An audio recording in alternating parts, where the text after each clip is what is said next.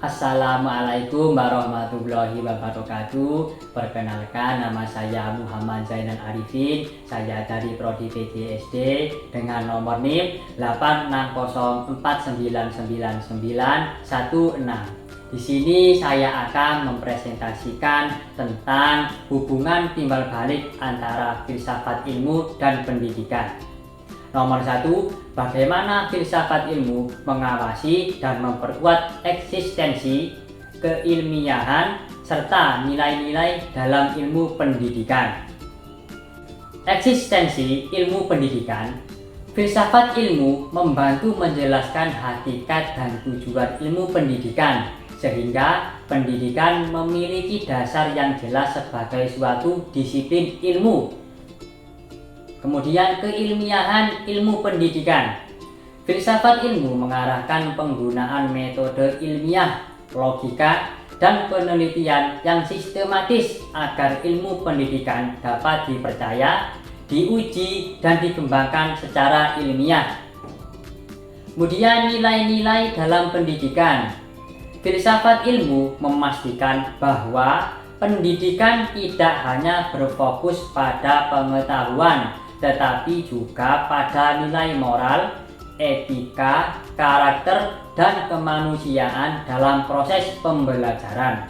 Dan selanjutnya adalah nomor 2, bagaimana pendidikan yang bermakna dan bernilai turut memperkuat perkembangan filsafat ilmu.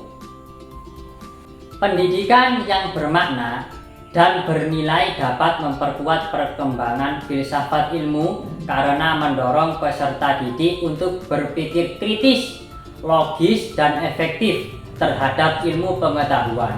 Selain itu, pendidikan juga membantu manusia memahami nilai moral, etika, dan tujuan penggunaan ilmu sehingga ilmu tidak hanya berkembang secara teoritis, tetapi juga bermanfaat bagi kehidupan manusia dan masyarakat. Kemudian yang nomor 3 adalah mengapa filsafat ilmu dapat disebut sebagai pisau analisis, ontologi, epistemologi, aksiologi dalam membedah persoalan-persoalan pendidikan. Filsafat ilmu disebut sebagai pisau analisis karena membantu mengkaji masalah pendidikan secara mendalam melalui 3 aspek, yaitu yang pertama, ontologi, membahas hakikat atau apa yang dipelajari dalam pendidikan.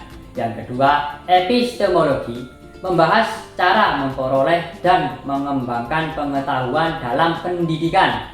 Yang terakhir, yang ketiga adalah aksiologi, membahas nilai, manfaat, dan tujuan pendidikan bagi manusia.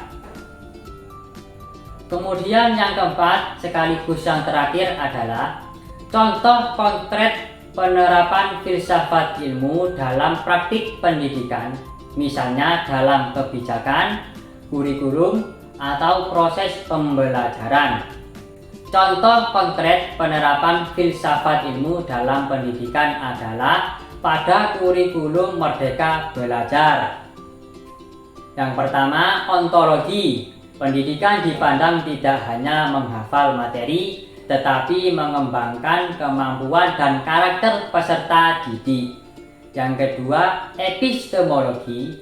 Proses pembelajaran menggunakan metode diskusi, proyek, dan pengalaman langsung agar siswa aktif mencari pengetahuan. Yang ketiga, aksiologi. Pendidikan diarahkan untuk membentuk siswa yang kreatif, berakhlak, dan bermanfaat bagi masyarakat. Dengan demikian, filsafat ilmu menjadi dasar dalam penyusunan kurikulum dan pelaksanaan pembelajaran. Sekian presentasi dari saya undur diri. Wassalamualaikum warahmatullahi wabarakatuh.